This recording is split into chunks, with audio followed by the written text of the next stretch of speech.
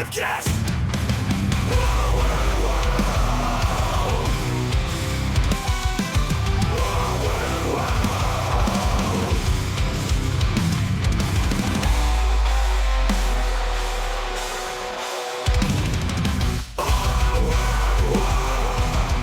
Welcome to Our Weird World. I'm your host, John Henson, and today, starting the new month, wake up!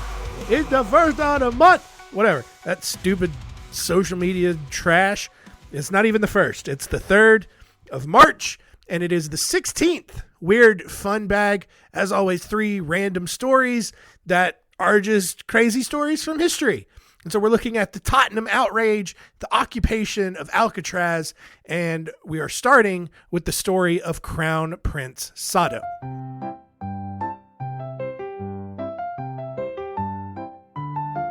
Story time. Story time.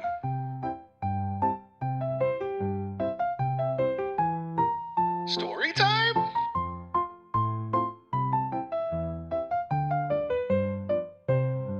Story time.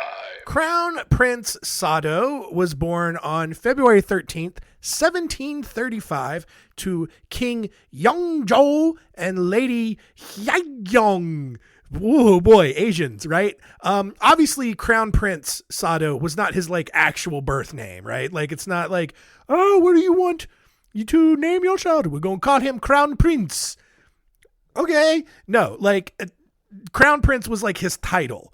I don't know what his actual, government name was. Sado was in there. Maybe it was Sado Yongzhou. I don't know. But he was born to the king of Korea. I think it was Korea. I'm pretty sure this was Korea.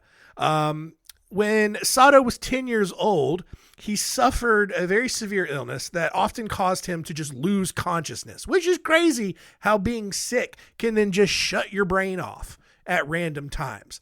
Although he mostly recovered, the effects of this illness actually ended up straining his relationship with his father, which then caused Sado to develop severe anxiety whenever his father was around. And if you know anything about Asian cultures, you must honor your father.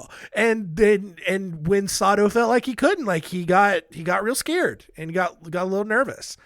And it didn't help that his father, King Yongzhou, often ridiculed Sado in front of large crowds of ladies in waiting, which were noble women in the king's court, as well as eunuchs who were dudes without wieners. If you remember back from the Weird Warriors episode, went into a whole spiel about how does that work. But yeah, and but basically, the king would just kind of make fun of his son in front of these people and forbade him from visiting the ancestral tombs, which was apparently a big deal. He could not go visit the tombs of his ancestors, which is very shameful, bring very much a shame on the family. And he couldn't do that. And so because Koreans also sound like Japanese people, I'm sorry. It's just the way it is, man. I don't make the rules. All right. French people and German people sound different because it's a really different language. And yeah, I understand that Korean and Mandarin and Japanese, they're all different languages, but God, they all sound similar, So, that's the thing, right? You can tell, I'm just going to defend myself here for a second, but you can tell when someone is speaking with an accent, they're speaking English with an accent. You can tell if it's a French accent or a German accent or an Italian accent or a Russian accent. Yeah, they're all white, but you can tell it's different language, but the accent's different. When a Korean person and a Chinese person and a Japanese person, even Vietnamese and Filipino and Thai, all of them, Indonesian, Malaysian, when they all speak with an English accent, the English accent is the same for them, slight, but not nearly the difference between a French and a German and a Russian. It's very different there. But all these Asian countries, it all sounds the same when it's an English accent. So get off my dick, man.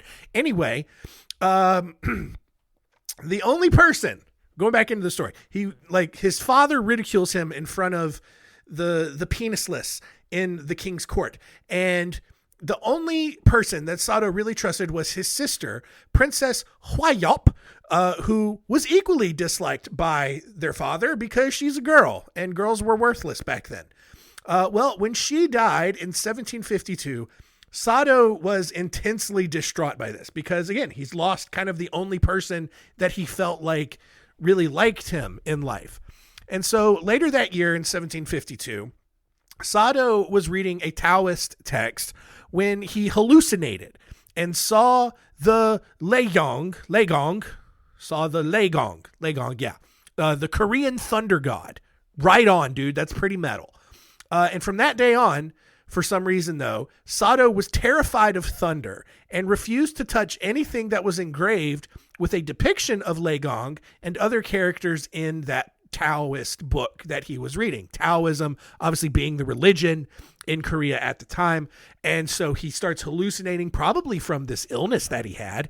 And then he gets visited by the thunder god, and then he's afraid of thunder. So I don't know, man. This guy seems kind of like a puss. I don't like this kid anymore. He's a little beta Korean boy. Just hallucinates, has a bad trip, and now he's afraid of thunder. What are you, a dog? You're just afraid of thunder now? Grow up, all right? Anyway, well, when Sado then got one of his concubines pregnant 2 years later in 1754, he forced her to take abortion pills, which were apparently a thing in the 1750s, out of fear of his father's reaction to the news that he had gotten a concubine pregnant. Unfortunately for Sado, the pills failed and the baby ended up being born. He then had another child a year later whose actual future descendant would become the first emperor of Korea. So, like, some things are happening. Some positive things end up happening out of this story. Well, in 1757, Sado's mother and grandmother both died within a month of each other. Sado, like his sister, had been very close to both of them, and their deaths led to a very sharp decline in his already fragile mental health. And as part of his grieving process, Sado began beating his eunuchs for some reason, which then soon turned into murdering them. On one occasion, he walked into his chambers carrying the severed head of one of his eunuchs and then forced his wife and other ladies in waiting to look at it. Just, look at it! Look at the severed head of the eunuch that I have defeated. I don't know. It's just weird. It's just real strange behavior. When murdering eunuchs became not enough, he began killing other palace staff and raping the ladies in waiting, which is not cool. He also developed an irrational fear of his own clothing.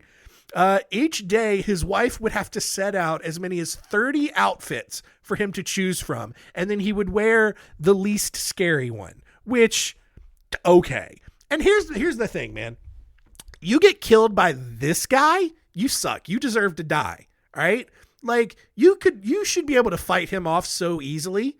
Like, just carry around just a big steel pan and just wobble it back and forth so it sounds like thunder, and you win immediately. He goes and runs and hides. Or, like, pull a shirt out of his closet, wave it in front of his face, and he goes and starts shaking. Like, this dude is such a beta. Not even a beta, man. He's like a delta. I don't even know if those are things. Like, can you be a delta male?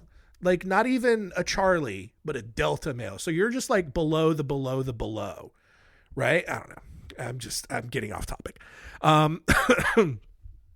So Sado, his wife would lay out 30 different outfits for him to choose from, right? And Sado would then examine each outfit and actually burn some of them on behalf of some unnamed ghost that he claimed was haunting his wardrobe. Oftentimes, Sado would end up refusing to get dressed altogether and often get so angry that he would end up killing other aides in the room out of anger. So every day, this guy's to be such a nightmare to go through. You're Sado's wife, and it's like, okay, I got to get out of his outfit for the day. Maybe he'll rock a summer, maybe he won't.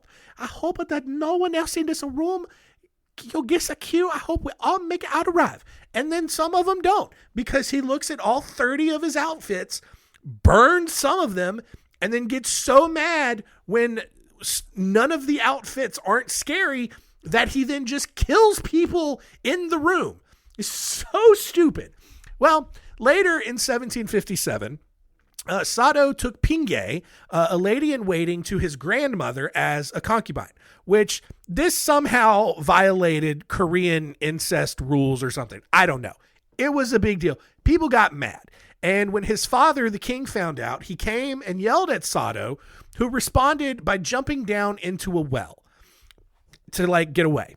After a few more years of beating and yelling at his aides, Sado then killed Pingay in 1761. In the summer of 1762, Sado found himself in an argument with a court official's son. He then tried to sneak through a water passage in the upper palace in an attempt to find this boy, but failed. And word then quickly got out that Sado had entered the upper palace where his father stayed, which apparently he was not supposed to do. And this was the final straw for King Yeongjo. Because Korea basically had a policy of communal punishment at the time, Sado's wife and son would also face death or banishment if Sado himself was convicted as a criminal. And what a world that used to be like to live in. Communal punishment. So your dad's a piece of trash and goes out and kills somebody and gets the death penalty. Then his wife and kids also get the death penalty. I get it. Let's just get rid of the entire terrible family. But also, that's not really fair. And I understand why we don't do it anymore. And I don't advocate for that. Not like last week when I was like, yeah, I think it's totally fine for doctors to murder elderly patients. I definitely am strongly against this idea of communal punishment. It also, didn't help that Sado's son was the only remaining male heir to the throne. And so killing Sado's son would signal the end of what was a very successful Joseon dynasty. So at that point, King Yeongjo had three options. First, he could just kill Sado himself, but he didn't really want that on his conscience. So he threw a sword at Sado's feet. This is option two. He then threw a sword at Sado's feet and demanded that Sado kill himself, which is crazy, right? As a father, I could not, even if Finn grows up to be a gigantic douchebag, I don't think I could be like, yeah, go kill yourself. I don't think I could do it. I don't think I could do it. But you're the king of Korea, so maybe you feel differently. So Sado refused. So then for the final option, King Yeongjo ordered Sado to climb into a wooden chest on a hot July day while Sado's wife was taken away to her father's house for safety. After 2 days, Yeongjo had the chest tied with rope with Sado still inside. He then covered it with grass and moved it to the upper palace. Each day then, Yeongjo would call out to Sado, who would respond and start begging to be let out. And then finally on the 8th day, Sado didn't respond and was declared dead. Following the announcement of Sado's death, King Yeongjo banned any mention of Sado's name for the rest of his reign. And when Sado's son, so Yeongjo's grandson, eventually became king, he reversed all of those rules and actually celebrated his dad's weird, crazy life. Moving on now, between 1875 and 1914, roughly 120,000 Russian Jews fled Latvia to try living a less persecuted life in the East End of London. Not surprisingly, many of these immigrants, I almost said ignorance, which, anyway, it's ironic. Many of these immigrants struggled to adapt to the British way of life, and several socialist and anarchist factions began to spring up. The resulting increase in crime among the immigrant communities led the British government to pass the Aliens Act in 1905 as a way to reduce the number of immigrants and curb the high amount of crime. And that London and England especially still has some real tense relationships with immigrants, mostly from Middle Eastern countries now, but there's still a lot of racism and a lot of tension over there. And it kind of stems from this initial rush of immigrants into London. Well, two of the criminals that, basically forced the British government to pass the Aliens Act were Paul Helfeld and Jacob Lepidus, who were members of the Latvian Socialist Party and spent time smuggling revolutionary literature into Russia. Although they originally immigrated to Paris, the two ended up in Tottenham, England, after Paul's brother accidentally killed himself trying to assassinate French President Armand Falineres, or something like that. Anyway, thanks to the general sentiment against Jewish immigrants and the rise of anti-government factions in the city, Hellfeld and Lepidus basically planned a robbery, if for no other reason than to just wreak havoc and create more tension and dissension between immigrants and the British government. So on January 23rd, 1909, Lepidus stood outside of the Schnurman rubber factory where Hellfeld worked and waited for the factory chauffeur to return from the bank with the week's wages. When the office boy hopped out of the car with the money, Lepidus went to grab the bag as Hellfeld ran out of the building to help with this robbery. After a brief struggle, Hellfeld then shot at the chauffeur. Two nearby police officers heard the shots and chased Lepidus and Hellfeld down the road. As the two men ran, a passerby named George Smith stepped out and tossed Lepidus to the ground. And as George Smith and Lepidus began fighting, Hellfeld drew his gun and fired at Smith, hitting him twice. So basically, at this point in the skirmish, right, these two dudes, they are robbing this rubber factory who had just come and from the bank to pay out the wages for the week or the day. I don't know how, probably the week, right? So then they're running down the road. They didn't steal the car for some reason, but they're running down the road. This random dude gets out, tries to stop them. He gets shot. So after this fight, Hellfeld and Lepidus, apparently not thinking to still grab a vehicle. They've had two chances to carjack, didn't do it. They continued running down the street. Soon, a large crowd had gathered to chase after them, including several off-duty police officers. Eventually, the car from the Schnurman factory joined the chase and pulled up behind the men who turned, like they're both running down the road being chased by a car. They start shooting at the car, disabling it and actually hitting both men inside. One of the shots hit 10-year-old Ralph Jocelyn and killed him. The chase then progressed toward the Tottenham Marshes, which was a somewhat swampy area that was made into a park on the east side of the borough. Two police constables took a shortcut and confronted the men near a trash incinerator. Hellfeld immediately shot one of the constables, William Tyler, in the head and killed him before the two men sprinted off again. So as the two ran along the River Lea before finding a bridge to cross over, police continuously borrowed guns from onlookers and shot aimlessly at the men. Like it's getting comical at this point because these two dudes are running away from everybody. Crowds have gathered. They've got their guns and police are just grabbing them as they run by and just shooting all willy-nilly out in their general direction and missing every single time. Duck hunters along the river actually tried shooting at them, and even the local soccer team stopped their practice to join the chase. So now it is full-blown comedy. It is slapstick comedy. Everybody in this, neighborhood, Tottenham, basically a borough of London, but everybody in this area is just chasing after these dudes. The robbers, the two men shot at several workers along the navigation canal who tried to stop them as they ran down to Banbury Reservoir before finally boarding a train. The conductor of the train, upon initially seeing the men, tried to hide. However, Lepidus threatened to shoot him if he didn't start the train down the tracks. And so as the train started moving, Hellfeld shot at a policeman who had commandeered a pony and a cart, shooting the horse and causing the cart to flip over. A few moments later, over 40 people jumped on a train going in the opposite direction and reversed its course so that the train would then chase these two robbers. The conductor, in an attempt to just get this entire thing to end, told the men that a police station was coming up around the corner. It wasn't, but the two men believed him and jumped off, subsequently shooting the driver of a milk truck and finally stealing a vehicle. Unfortunately, they only got like a few yards away before they crashed it. So then they stole a delivery cart from a grocery boy because apparently London has weird vehicles for everyone, like a weird version of Grand Theft Auto. Like the chauffeur from the rubber factory had a car.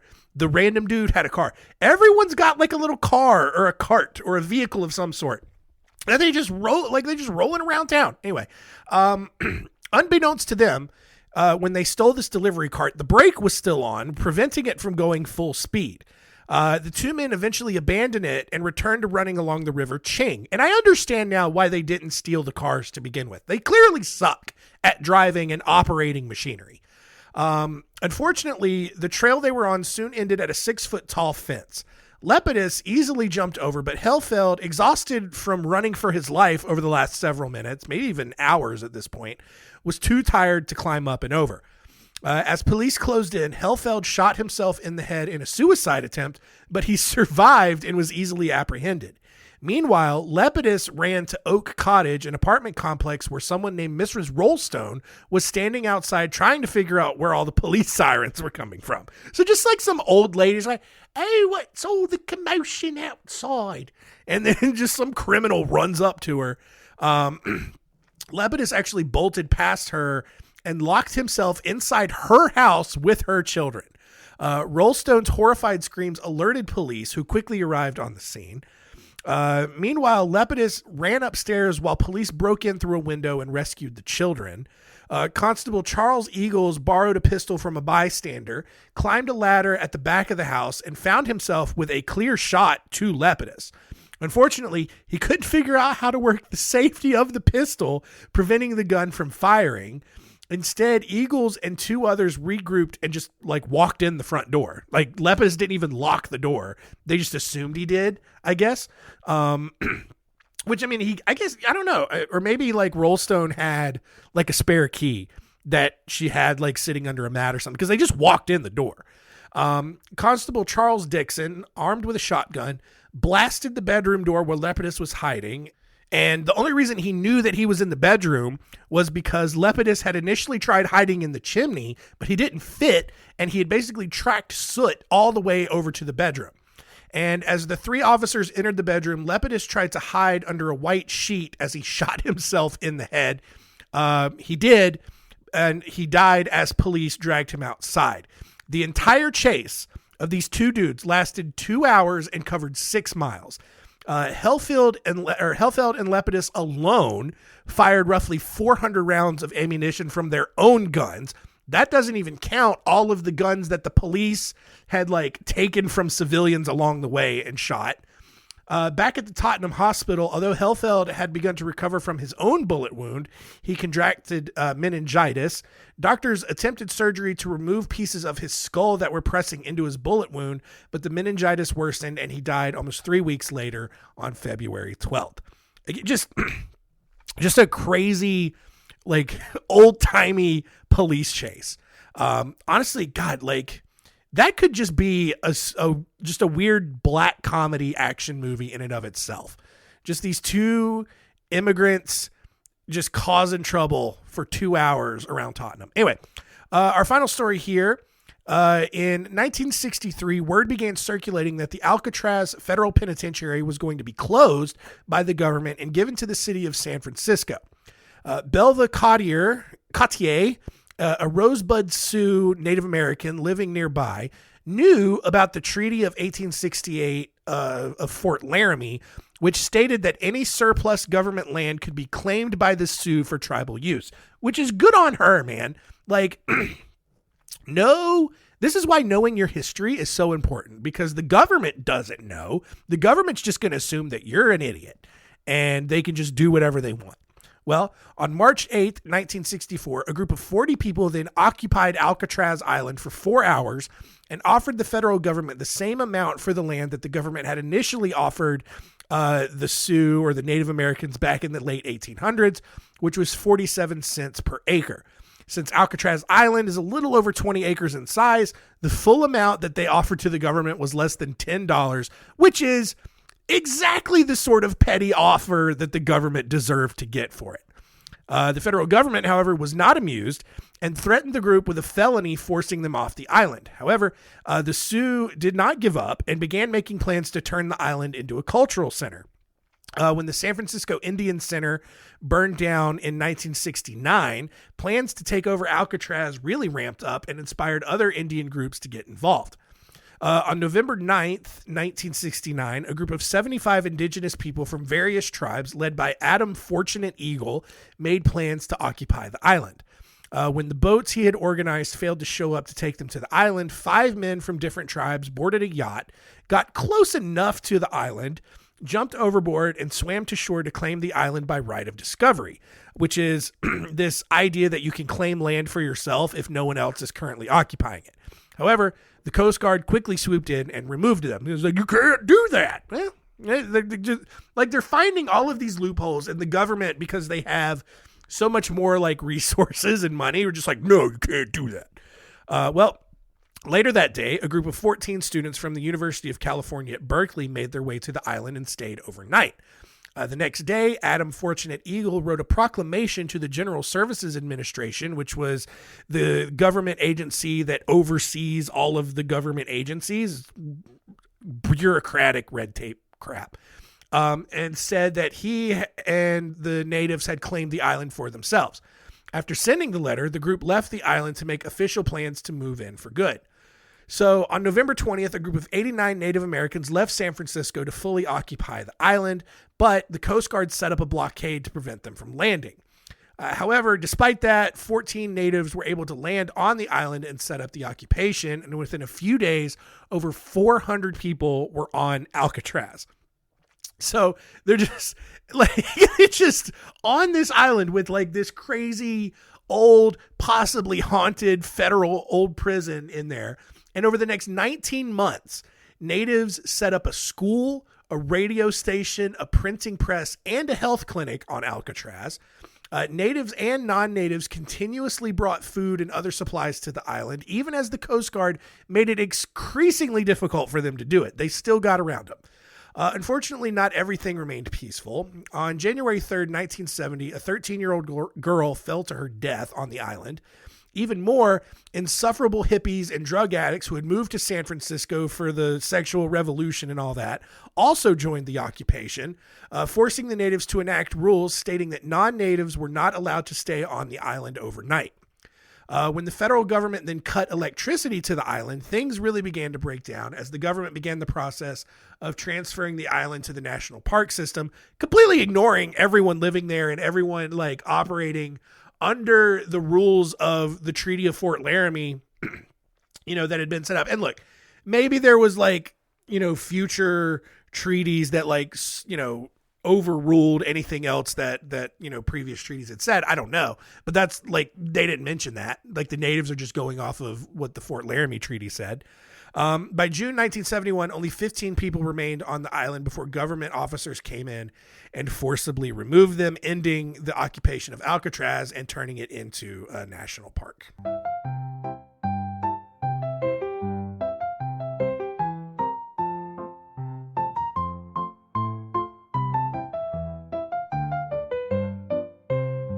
All done. All right, the 16th weird fun bag in the books. Now you know what's next. We're going to recap and see what we learned today.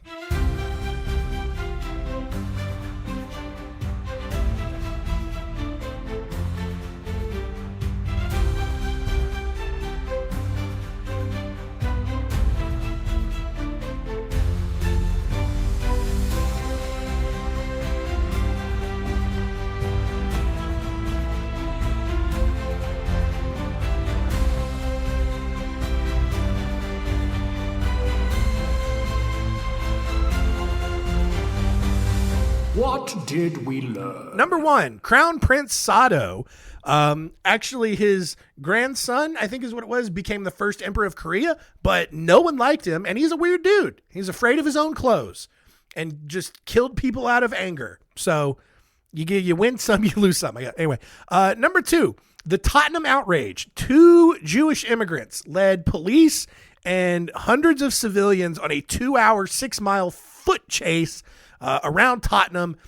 Both dudes eventually shot themselves and died. So they got what they deserved. And then number 3, Alcatraz Island, the famous San Francisco island with the crazy haunted federal prison, was once attempted to be occupied by Native Americans. Probably should have just given it to them.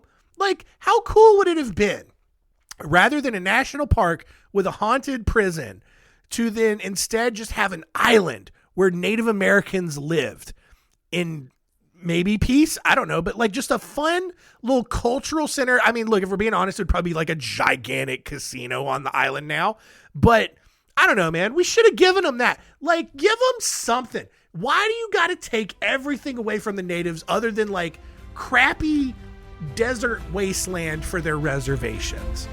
Government, do better.